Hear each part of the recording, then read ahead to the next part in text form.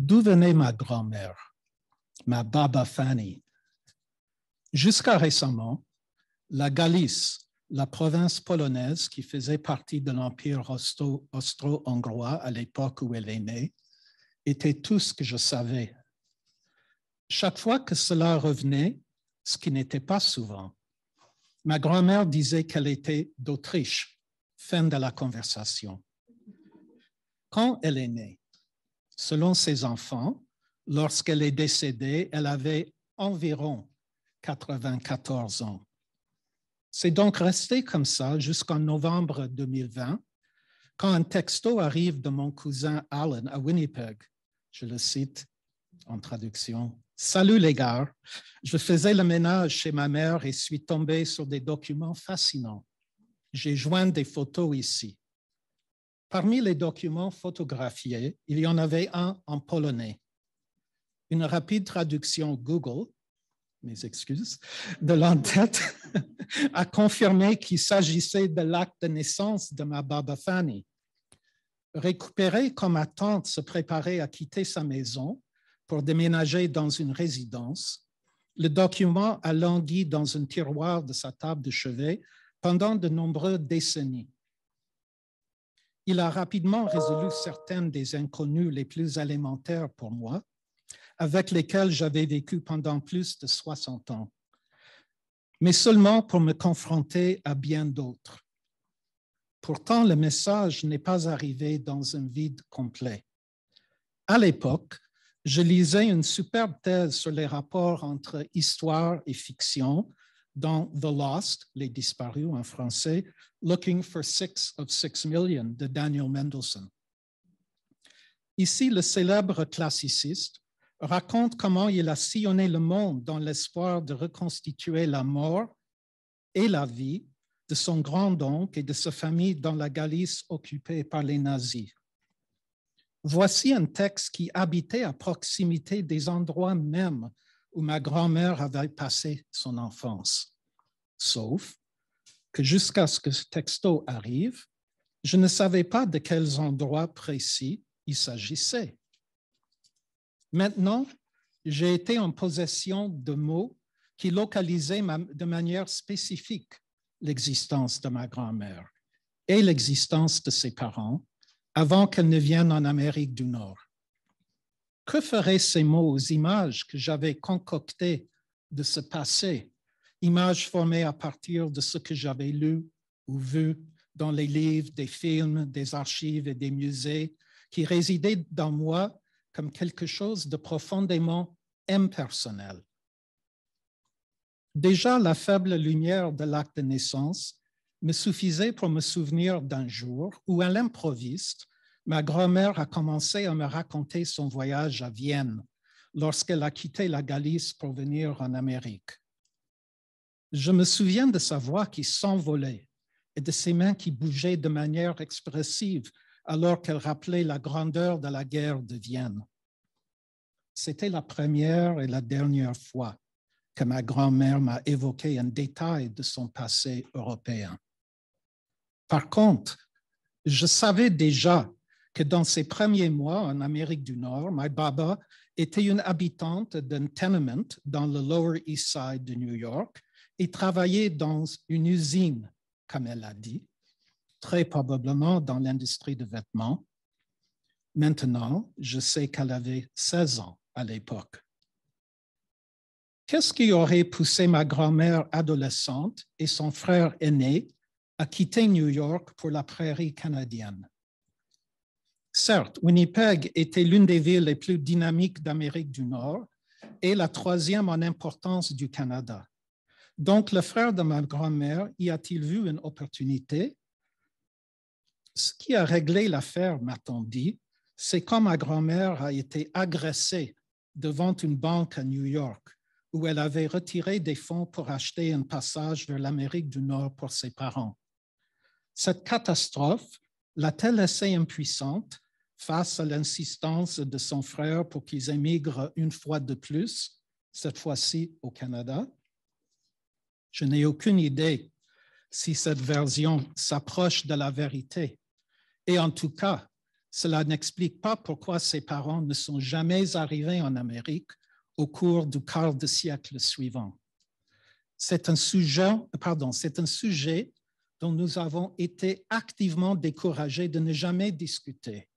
Et ce silence était si efficace qu'il ne m'était même venu à l'esprit de dire les parents de ma grand-mère et encore moins mes arrière-grands-parents ont péri dans l'Holocauste.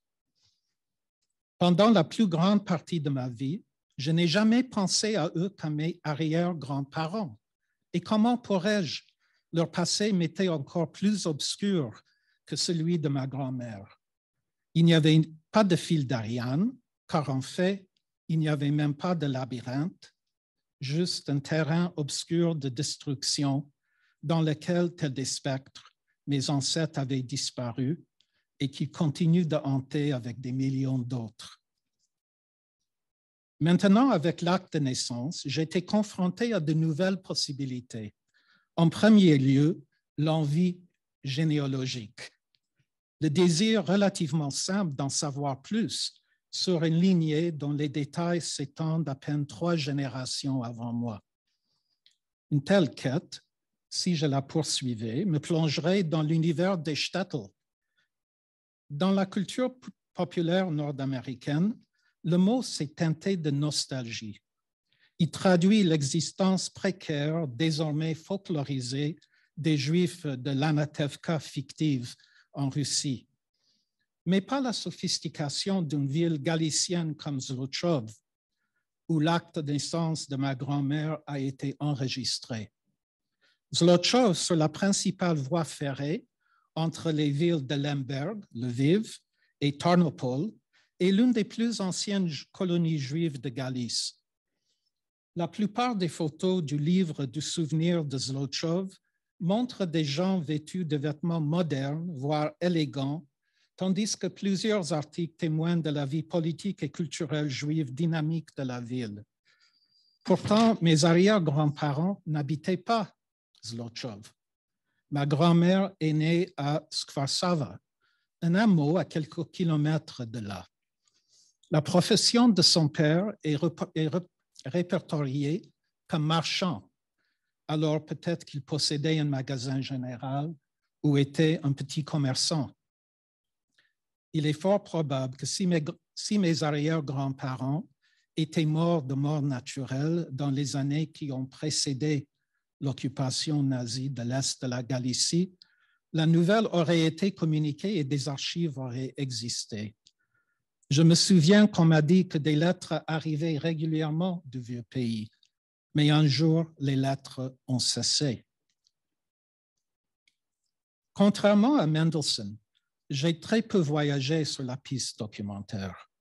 Au lieu de cela, c'est dans la latitude imaginative offerte par le travail de post-mémoire que j'ai rencontré des intersections inattendues et éclairantes avec mon histoire familiale. Celles-ci se sont révélées pour la première fois lorsque j'ai lu les contes et les journaux du magnifique écrivain juif russe Isaac Babel. Quiconque a lu ses contes d'Odessa, sa ville d'enfance, repartira avec une image vivante de la perle de la mer Noire comme prospère, cosmopolite et sybaritique. Jeune homme, Babel a quitté Odessa pour Saint-Pétersbourg pour se rapprocher de son héros littéraire Maxime Gorky, puis en 1920 a accompagné la cavalerie rouge lors de son incursion en Pologne pendant la guerre civile qui a suivi la révolution bolchevique. En rencontrant les Juifs qui vivaient dans ces colonies les plus pauvres, Babel est abasourdi. Dans la théorie Tachanka, il écrit, et je cite, « Les Juifs aux épaules étroites planent tristement à la croisée des chemins. Et l'image des Juifs du Sud ressurgissent dans ma mémoire, joviaux, bedonnants, pétillants comme du vin bon marché. Il n'y a pas de comparaison entre eux et l'amertume distante de ces longs dos osseux, ces tragiques barbes jaunes, dans leurs traits fervents, sculptés par la torture il n'y a ni gras, ni poule de sang chaud. À mon grand étonnement, j'ai découvert que Babel touche à quelque chose d'essentiel dans les personnalités distinctes de mes deux babas. Mes grands-mères étaient toutes les deux gentilles et aimantes, mais ma baba maternelle, Fanny, était plus réservée que ma baba paternelle, Ray. Comme Babel, Ray venait d'Odessa. Elle adorait les variétés du Borscht et passait une bonne soirée en ville. Il y a des photos d'elle à Miami Beach avec des lunettes de soleil criardes et du papier d'aluminium sur le nez. Je pense que ma baba Fanny aurait trouvé ça indigne. Alors, d'une manière étrange, le contraste entre les Juifs du Nord et du Sud, selon Babel, s'est joué dans ma propre famille. Une grand-mère d'Odessa, ville mondaine et chaotique, l'autre de Skvarsava, l'arrière-pays lointain, selon Babel.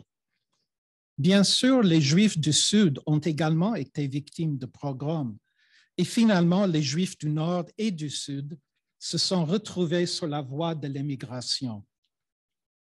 Pourtant, si mes 4 grands-parents sont arrivés au Canada lorsqu'ils étaient enfants ou adolescents, seuls 3 d'entre eux sont venus avec leurs parents.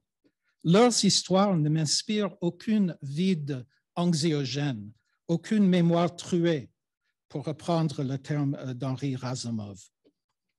À l'inverse, l'histoire de ma baba Fanny suscite une réflexion plus incertaine, car elle laisse entrevoir un lien avec des événements horribles par rapport auxquels j'occupe un espace certes distant, mais pas entièrement séparé.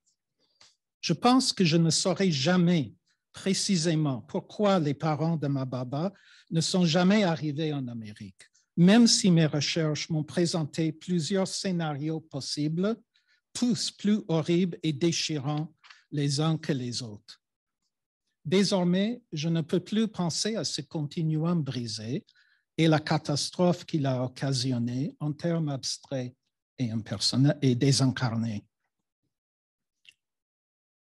Après avoir envoyé la traduction de l'acte de naissance à mes cousins, l'un d'eux m'a répondu « Intéressant ».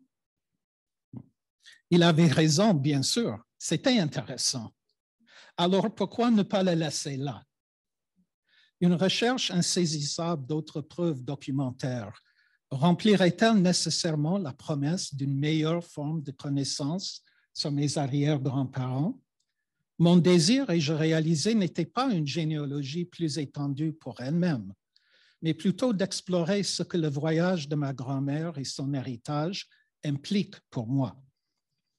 Mes tentatives pour entreprendre cette exploration n'ont suivi aucune ligne de recherche directe. Parfois, ils se sont sentis tangentiels ou même détournés. Soyez donc patients avec moi alors que nous passons de l'est de la Galice à la prairie canadienne dans ce qui est devenu une période de réflexion collective au Canada.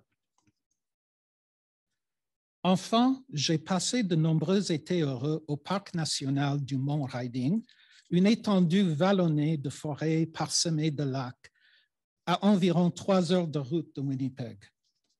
À l'occasion, mes parents et moi nous aventurions le long de la route de gravier qui mène à l'enclos des bisons du lac Oddy.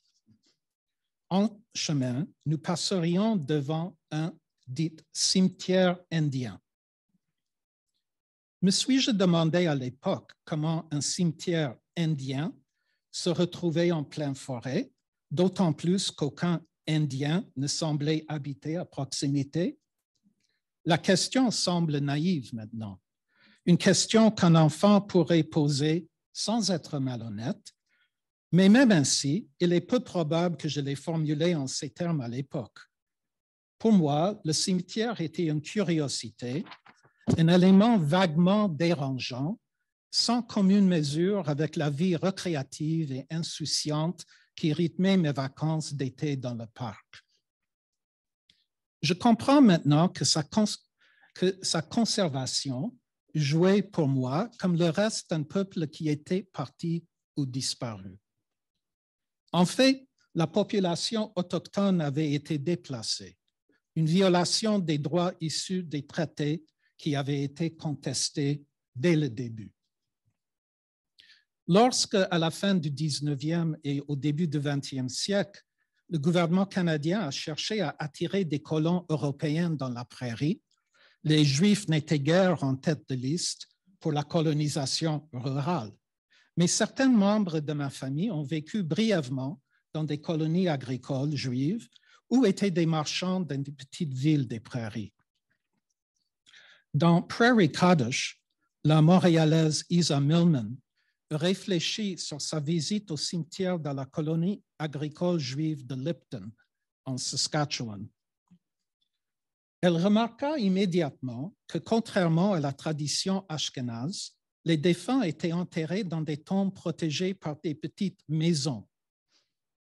Le hôte de Millman a expliqué que les colons juifs avaient appris des peuples autochtones comment adapter leurs pratiques funéraires aux rues d'hiver des prairies. Grâce à leur générosité, explique-t-elle, les peuples autochtones ont permis aux colons juifs de fournir ce dont les propres ancêtres de Millman en Pologne avaient été privés.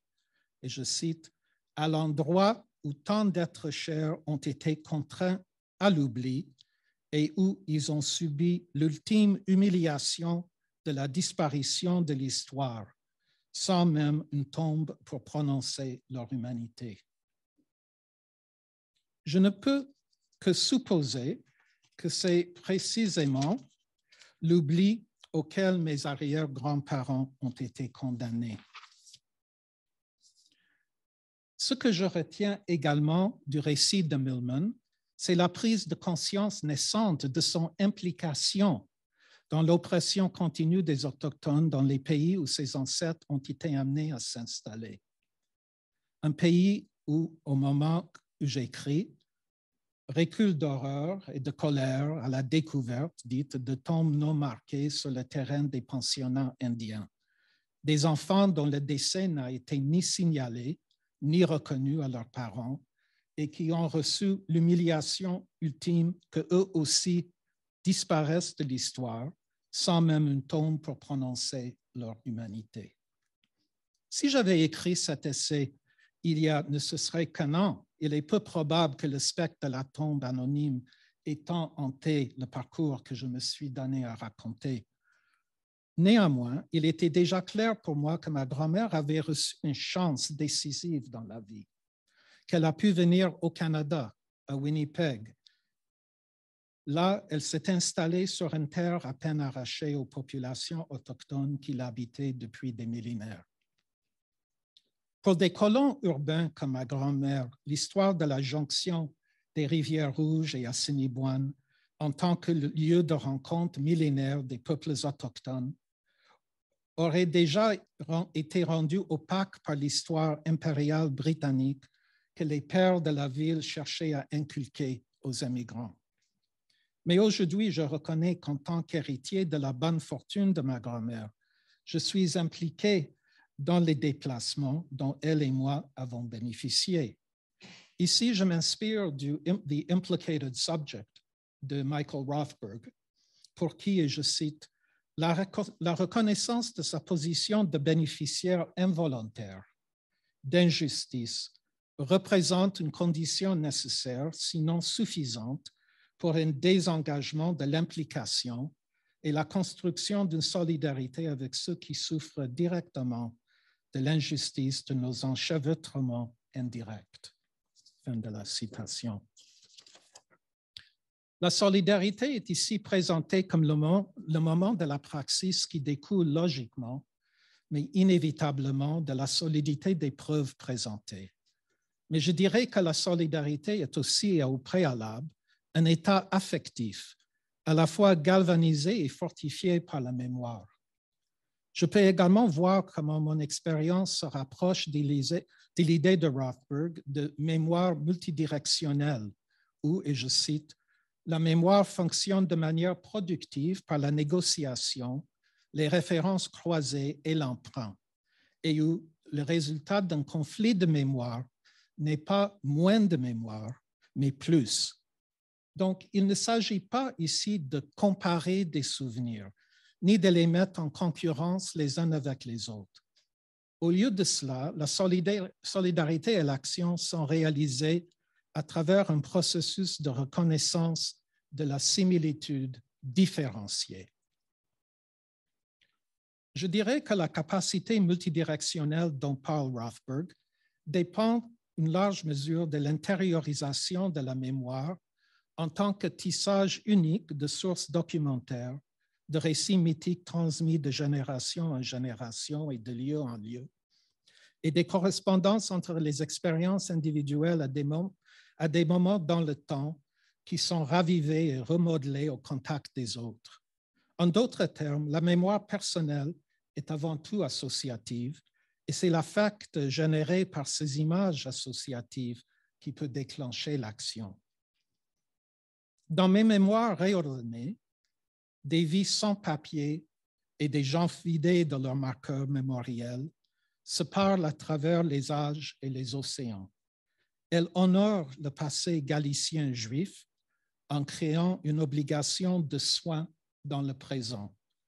Non pas le soin paternaliste de solutions imposées, mais celui d'un accompagnement et d'une réparation respectueux. Merci.